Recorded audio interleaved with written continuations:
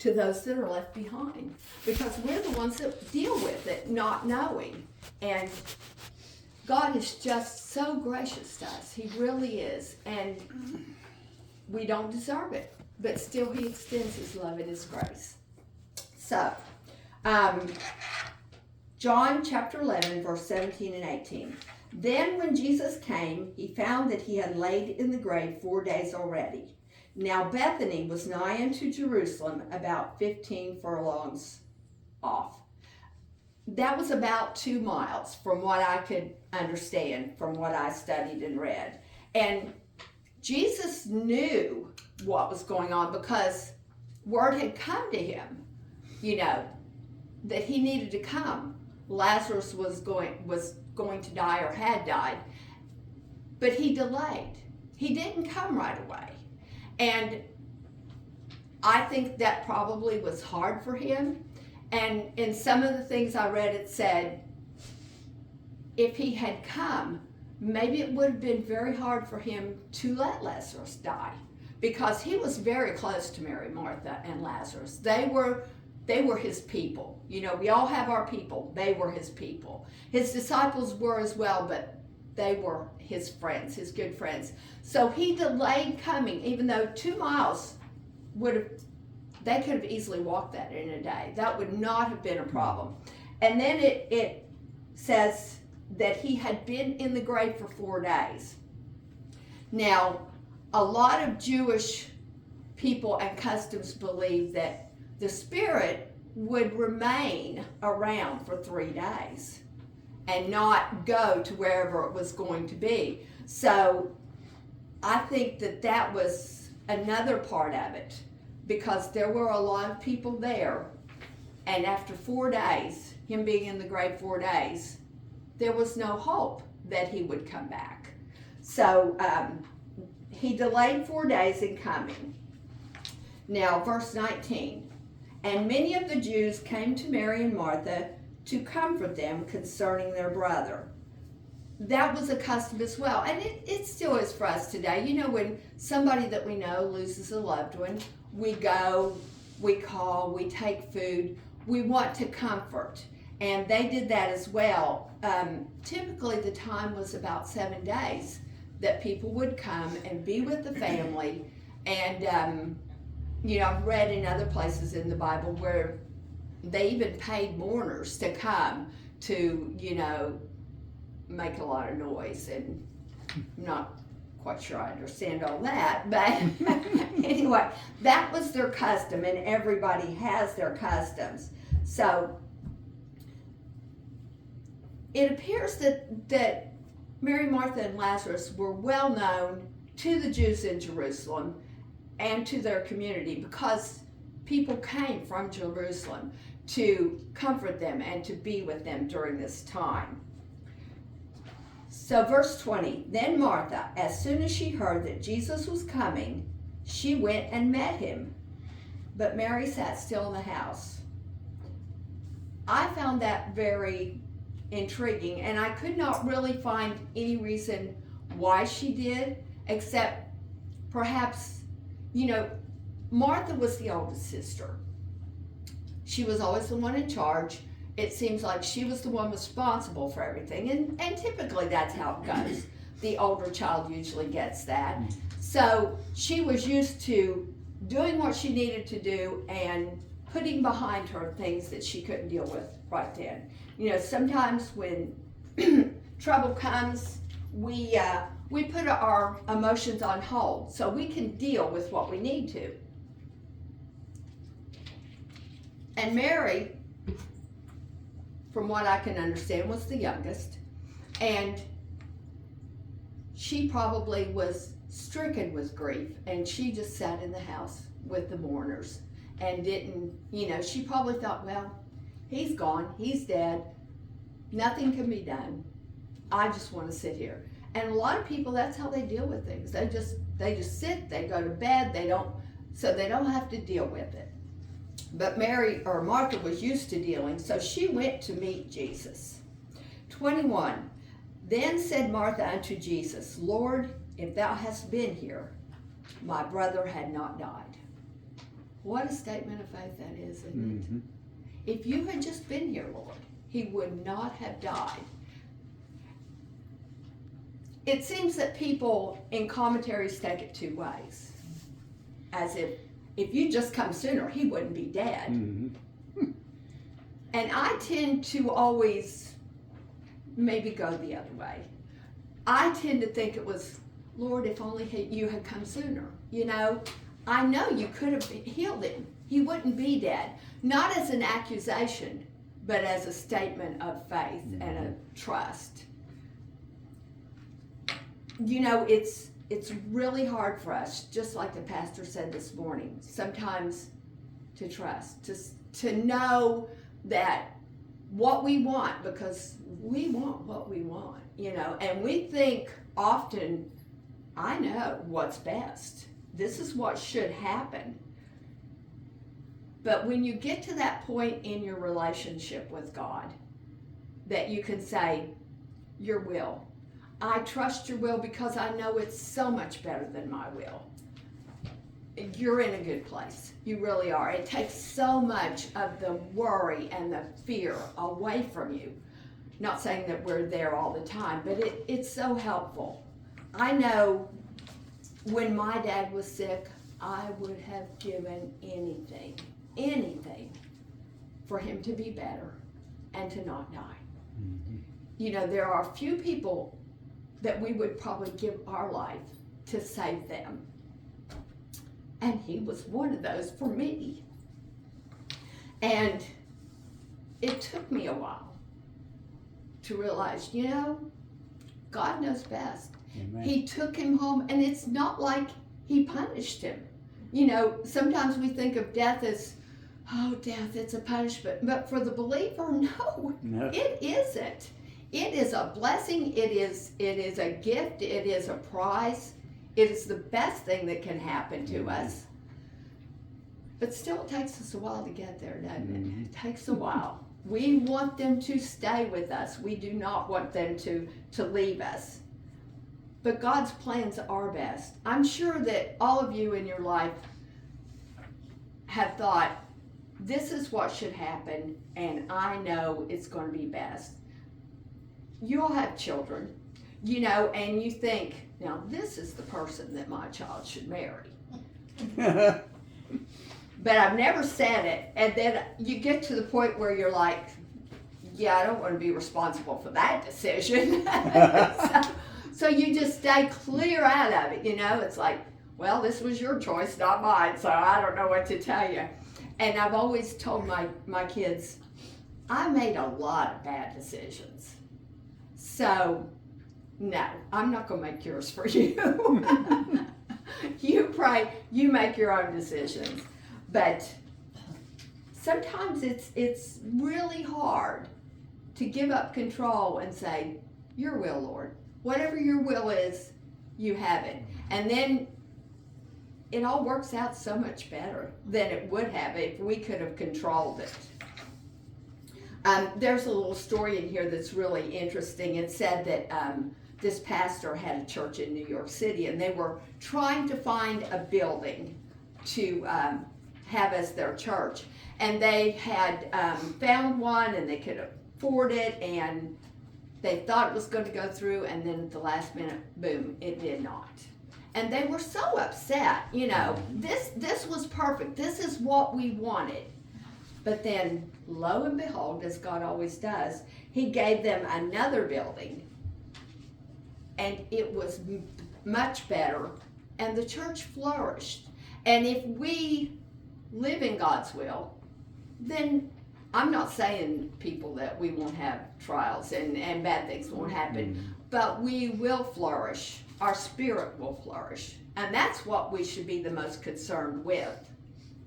Now, verse 22, but I know that even now, whatsoever thou wilt ask of God, God will give it to thee. That's another statement of faith right there for me. Big one. Yes, it is. And I don't think that she had any inkling that Jesus would raise Lazarus from the dead, but she knew whatever Jesus asked of God, he would give it to him. Now, the difference between Jesus asking and us asking is Jesus always did the Father's will. He always knew the Father's will. Mm-hmm. We ask sometimes for things that are not good for us. Right. So God says, no, I can't do that, but I'll do this. So, but Jesus always asks for the right things. He's not like us at all. He is perfect. In 24, Martha said unto him, I know. Did I miss one? No. Yes, I did. 23. I thought, no, I missed one. 23. Jesus saith unto her, thy brother shall rise again. Well. But then in 24, Martha says back to him, I know that he will rise again in the resurrection at the last day. Now we know that some Jews believed in the resurrection. Some did not. Obviously, Martha, Mary, and Lazarus did. And perhaps that had to do with the teachings that they have had from Jesus, or perhaps that was their custom, because some of the people who did not believe in Jesus still believed in the resurrection. I believe the Pharisees did and the Sadducees did not. But she said, I know he's going to rise in the resurrection. I know he will rise again. But Jesus said, and these are some powerful words here. Mm-hmm. Jesus said unto her, I am the resurrection and the life. Wow. Here is, they say it's the fifth of the I ams, and this is a powerful I am. I am. That I am statement, to me, encompasses everything. Everything that God is, everything that God ever was, and all that he ever will be. There cannot be a stronger statement, I don't believe, than I am. And he says, I am the resurrection and the life. And there's a song, I am the resurrection and the life, and he that believeth in me, though he were dead, yet shall he live. And whosoever liveth and believeth in me shall never, never die. Amen. Now, unbelievers will think, well, we all die. Well, yes, our body does die. But we will still, our spirit, our soul will not die. Right. And we will not have the terrible death that comes to people who will end up in hell. That's like eternal death. We will have eternal life. That is eternal death. Mm-hmm. They will wish for complete death, and it will not come. So he says this to her, and then he says, believest thou this? This is a question that we all have to answer. Each of us personally, because in order to have eternal life, you must believe what he said. So she says to him, Yea, Lord, I believe that thou art the Christ, the Son of God, which should come unto the world. A lot of the Jews did not believe that he was the Messiah, the Christ. They thought he was a good prophet, that he could perform miracles, but they would not believe that he was the Son of God. And I think that's the critical statement. It's the one that Peter answered when Jesus asked, who do you say I am? And it's the one, when he asked her, she said, yes, I believe you are the Son of God. I believe you are the one that was sent unto the world. And that was something that he was looking for, and she answered it correctly. She saith unto him, Yea, Lord, I believe thou art the Christ, the Son of God, which has come into the world. So, now we're going to, I think we did skip already, didn't we?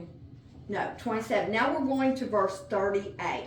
So the lesson skips part of the verses, but in this part that we're not reading, Jesus says, "Where's Mary?"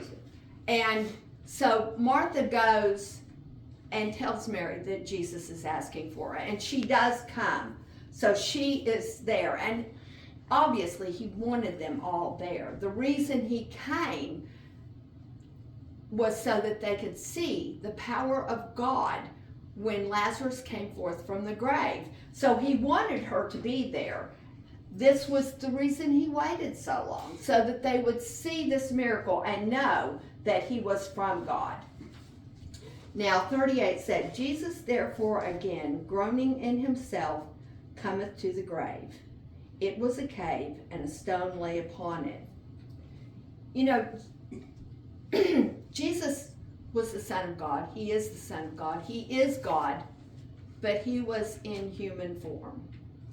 And in order for him to say, "I have endured everything that you will possibly endure. I have gone through it all, and I have come through it unscathed. I did not sin." He had to be human. He had to experience what we experience. These were there's water back there if you need some.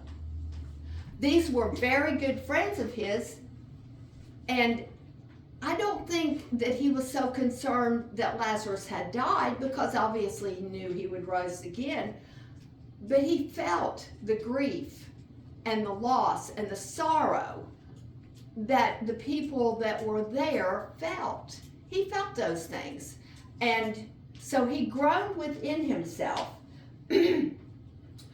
Now it says it was a cave, and a stone lay upon it. They buried their dead in caves. Now some would be hewn back into stones or under cliffs, but I also read that lots of times they were down in the ground, that it was down in, and then they would lay a stone on it, and that is how they took care of their burials. So they come to the grave, and it is a cave, and there is a stone on it. And that's so, Jesus was buried in a cave, and a stone was rolled over his grave. So, 39. Jesus said, "Take away the stone." Now, they're at the grave. I wonder if any of them thought, "Why are we here?" Well, maybe Jesus just wants to, to be here to say goodbye to Lazarus. That's why we all go to a grave, and we're there. We know that person isn't there, but it's comfort for us. So we go, and maybe they thought, well, he's come to say his goodbyes. And Mary said, because Jesus said, "Take away the stone." Now, that's like digging up a grave. Nobody wants to do that after 4 days. And Mary said, the sister of him that was dead, unto Jesus, "Lord, by this time he stinketh, for he has been dead for 4 days."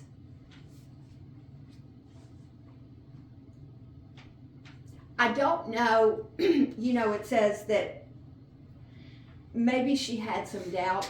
I don't think that she realized that Jesus was going to raise him from the dead. And she was like, well, this is going to be terrible. We shouldn't take the stone. But then other commentators say this was her moment of doubt.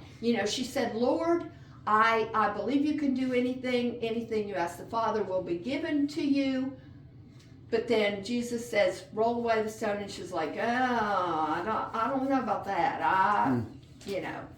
And oftentimes, that's the way we are. We ask for something, and God says, "Here it is," and we're like, "Oh, well, now, I don't know. That wasn't quite what I was expecting, and I'm not sure that's going to work out." you know, sometimes the Holy Spirit calls us to do things. I'll never forget when I first started coming here, and I hadn't been coming a real long time, and I guess when I sing, my voice carries, it just does. And so Bob was like, well, you know, you should lead the choir. And I was like, no. Huh. So I think he probably asked me like 4 times over a period of months, perhaps, you know. And, you know, I'd go home and think about it. I was like, I can't do that. I like to sing, but I can't do that. Then I'm responsible for people. And no, I can't do that. Because I've always told my choir, if you all mess up, that's on me. That's not on you, that's on me. Just follow me and we'll mess up together and it'll all be good. But, you know, I kept thinking about it and praying. And so the last time he asked me, I said, okay, Bob, I will do the best I can. And that's all God asks of us. Just do your best. Just go out there and do something. Do it the best you can, because he's going to be with us. And I can't tell you the way I have learned so many things from leading the choir. Mm-hmm.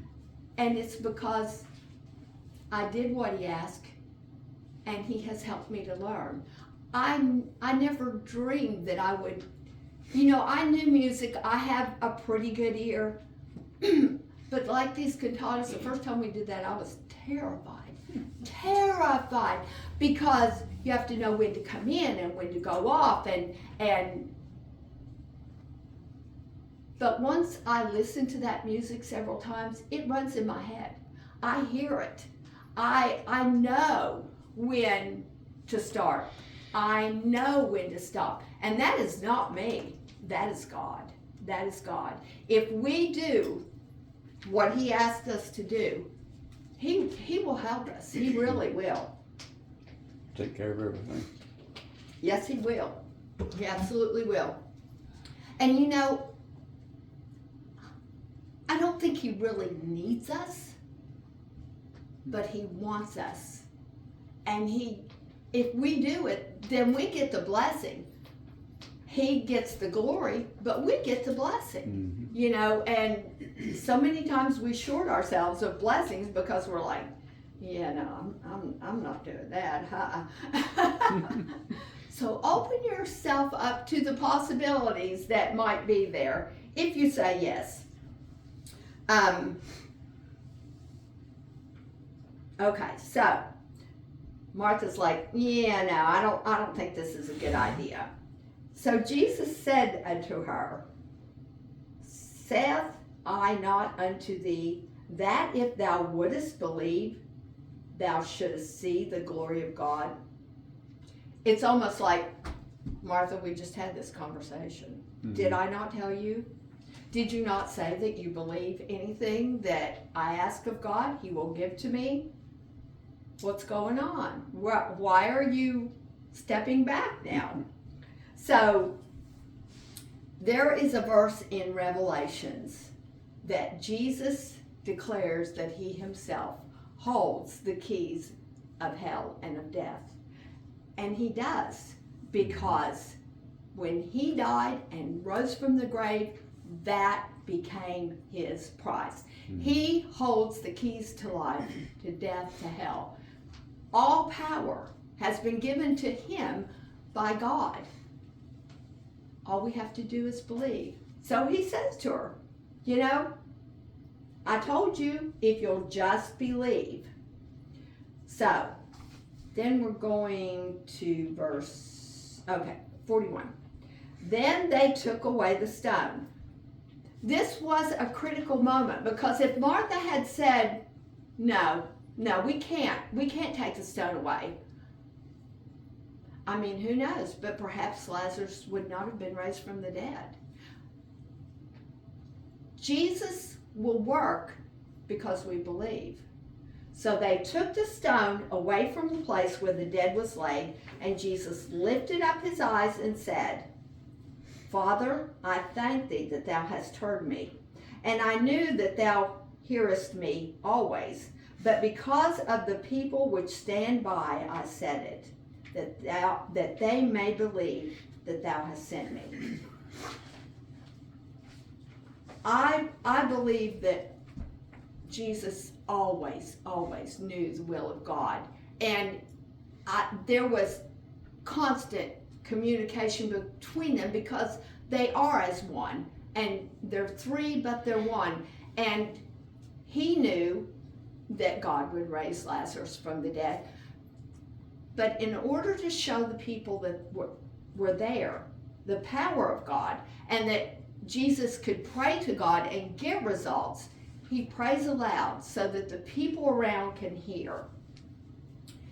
And when he had thus spoken, he cried with a loud voice, Lazarus, come forth. I remember when I first heard a preacher say, because I had never thought about it, I'd read this story, I'd been taught these stories, ever since I was really, really young. My dad read the Bible to us when we were really, really young. But that preacher said, if he hadn't said Lazarus, everybody would have come forth. Mm-hmm. And I thought, wow, I never thought of that. But that's the power that he has. So he calls him by name. And he that was dead came forth, bound hand and foot with grave cloths, and his face was bound about with a napkin. Jesus said unto them, loose him and let him go. When Jesus came out of the grave clothes laid behind, didn't they? They didn't go with him. Right. But Lazarus was not Jesus. So when he came out of that grave, he was wrapped up. I can't imagine what those people thought, I just can't imagine. And they're like, obviously there was no smell, take the stuff off of him so that he can be loose.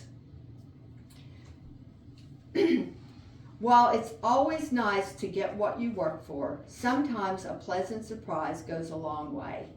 Things that we don't expect, like a bonus at work or a letter from an old friend, makes us feel appreciated. Martha received the ultimate pleasant surprise as she saw something unfold that was humanly impossible, just impossible. Jesus really does have the power over death. Why should we fear anything? Because he has the power over death. And if he has us, if he holds us in his hand, why should we fear anything? But still we do. Since he secures our eternal destiny, can he not also provide everything else that we need in the world now? I don't think that he wants us to be these, everything's fine, just, he doesn't say, don't say money so you'll have it when you need it. I don't believe that's the right way to live. I think, that he wants us to try to prepare as best we can, but I don't care how much money you have. It is not going to save you.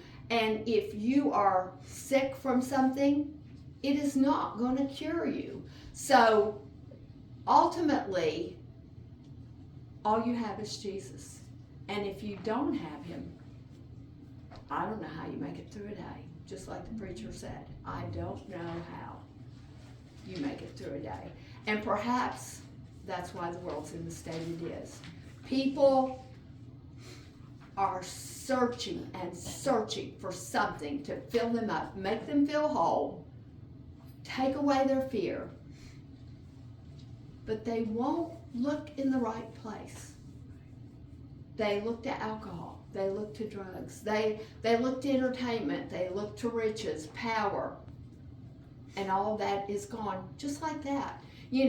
I was talking to my sister yesterday and she's saying, well, we want to do this, but blah, blah, blah, blah, blah, blah, blah. I said, Edna, go and do it. You don't know that you'll be able to tomorrow.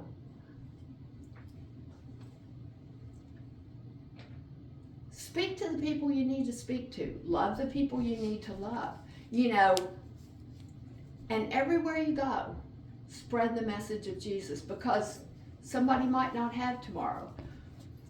You know, when you pray for somebody that you believe to be unsaved, you always say, Lord, give them another chance.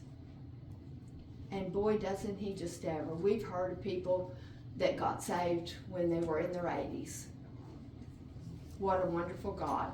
That, you know, because we get irritated with people. If you don't do what I say, then I'm done. You know, I'm not fooling with you anymore. But think of all the years that person did what they wanted, and still God calls and says, come unto me. And all they have to do is say, Lord, I believe. Please forgive me. And he does. What a wonderful God we have. Amen. Well, I believe that's it. I think I covered it all. I probably forgot half of what I was going to say, but I hope you got something out of it. Great job. And if you did, give God the praise, because it was not me. Daryl told me, though, he said, if you study, God will help you. Mm-hmm. Okay. Yeah. Well, you all have a wonderful day. And I'll put this back.